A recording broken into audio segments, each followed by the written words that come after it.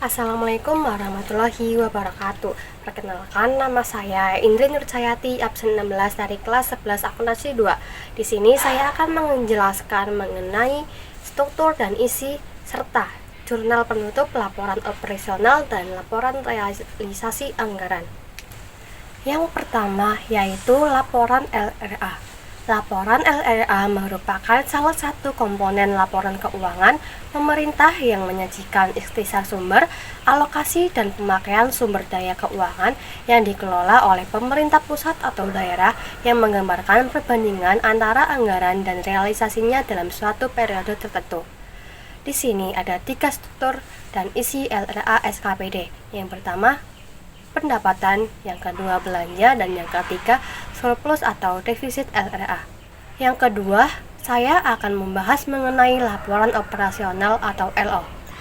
Berdasarkan neraca saldo setelah penutupan LRA akuntansi SKPD mengidentifikasikan akun-akun yang termasuk dalam komponen laporan operasional untuk kemudian disajikan dalam laporan operasional.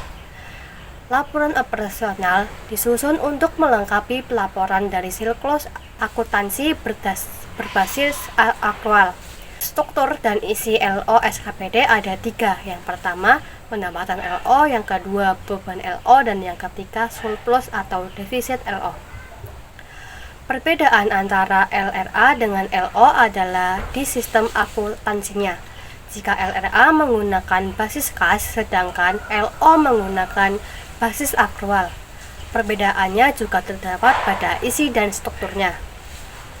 Selanjutnya, saya akan membahas mengenai jurnal penutup LRA yang dibagi menjadi 2. Yang pertama, jurnal anggaran yang dibuat di awal tahun.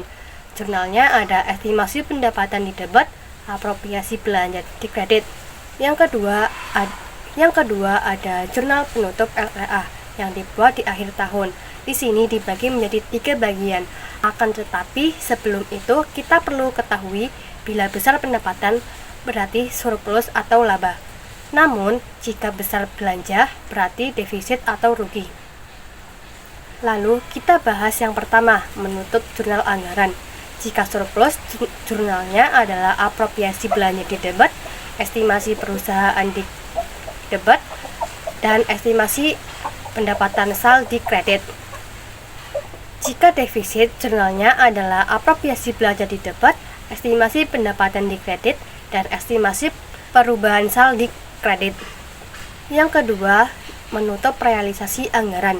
Jika surplus, jurnalnya adalah pendapatan di debit, belanja di kredit, dan surplus LRA di kredit. Namun, jika defisit, jurnalnya adalah pendapatan di debit, defisit LRA di debit, dan belanja di kredit.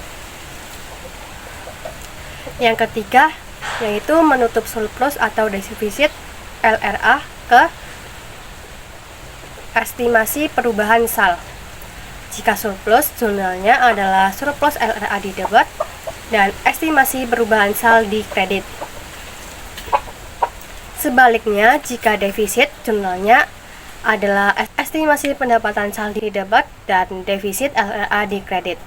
Selanjutnya, jurnal penutup LO. Yang pertama, untuk menutup pendapatan dan beban ke tahun surplus atau defisit LO.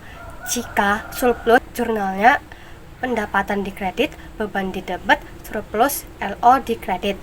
Jika defisit, jurnalnya pendapatan di debit, defisit LO di debit, dan beban di kredit.